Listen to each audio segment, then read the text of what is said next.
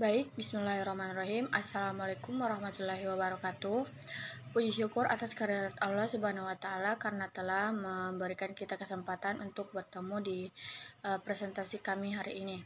Perkenalkan, saya Rizka Amelia selaku moderator pada kelompok 2 dengan tema yaitu analisis faktor motivasi belajar dalam perspektif pendekatan kognitif sosial. Untuk mengefisienkan waktu, saya persilahkan kepada pemateri pertama untuk memaparkan materinya.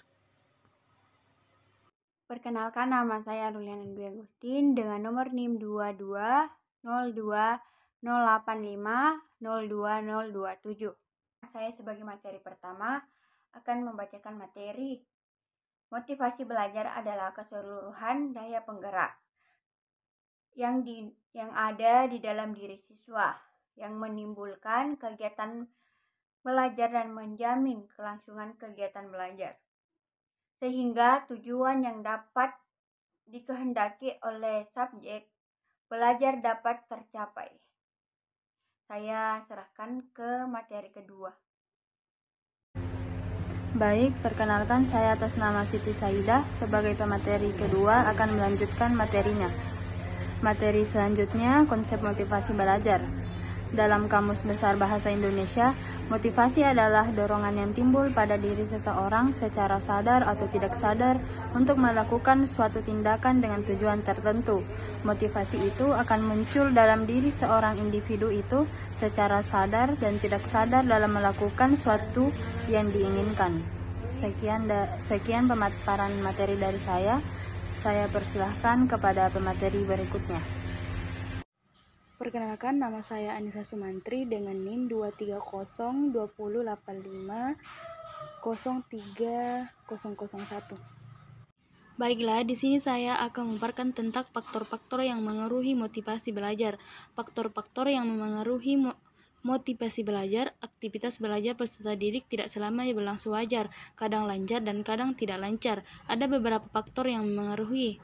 Yang pertama, faktor internal. Menurut Lumandi 1993 menyatakan bahwa sumber terkaya untuk bahan belajar adalah dalam diri sendiri, sehingga bisa dikatakan bahwa faktor internal adalah modal dari bagi peserta didik dalam berprestasi.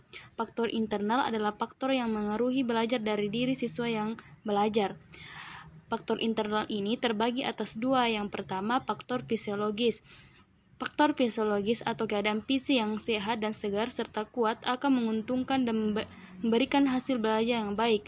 Fisik yang sehat berarti dalam keadaan baik, segenap badan beserta bagian-bagiannya bebas dari penyakit. Kesehatan adalah keadaan atau hal seorang berpengaruh terhadap belajarnya. Yang kedua, yaitu faktor psikologis. Faktor psikologis meliputi inteligensi, perhatian, minat, motivasi, dan bakat yang ada dalam diri peserta didik terbagi atas yang pertama, inteligensi, perhatian, minat, motivasi, bakat. Selanjutnya saya serahkan ke pemateri keempat. Baik, saya Putri Amelia Harmin sebagai pemateri keempat akan melanjutkan materi berikutnya yang mengenai faktor-faktor apa yang mempengaruhi motivasi belajar. Faktor kedua yaitu faktor eksternal, faktor dari luar diri peserta didik. Adapun golongan dari beberapa faktornya, yang mana yaitu yang pertama faktor sosial, dan yang kedua yaitu faktor non-sosial, dan yang ketiga faktor pendekatan belajar. Itulah materi yang dapat saya bawakan. Saya kembalikan kepada moderator. Baik, saya Siti Nur Fasiha selaku pemateri kelima. Saya akan melanjutkan materi yaitu dampak motivasi belajar pada siswa dalam perspektif pendekatan kognitif sosial. Peran motivasi belajar mempengaruhi kemampuan kognitif siswa dalam mengingatkan presentasi akademik. Ada beberapa cara untuk meningkatkan presentasi akademik siswa di kelas. Namun berdasarkan referensi yang kami dapat, menilai hasil belajar siswa tampaknya menjadi aspek penting dalam meningkatkan presentasi akademik siswa. Selain itu, peran motivasi belajar adalah positif dalam meningkatkan kemampuan kognitif.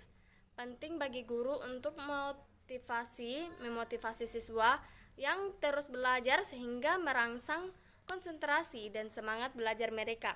Dengan melibatkan siswa dalam proses pembelajaran, diharapkan mereka cepat menemukan, memahami, dan menganalisis apa yang telah dipelajarinya.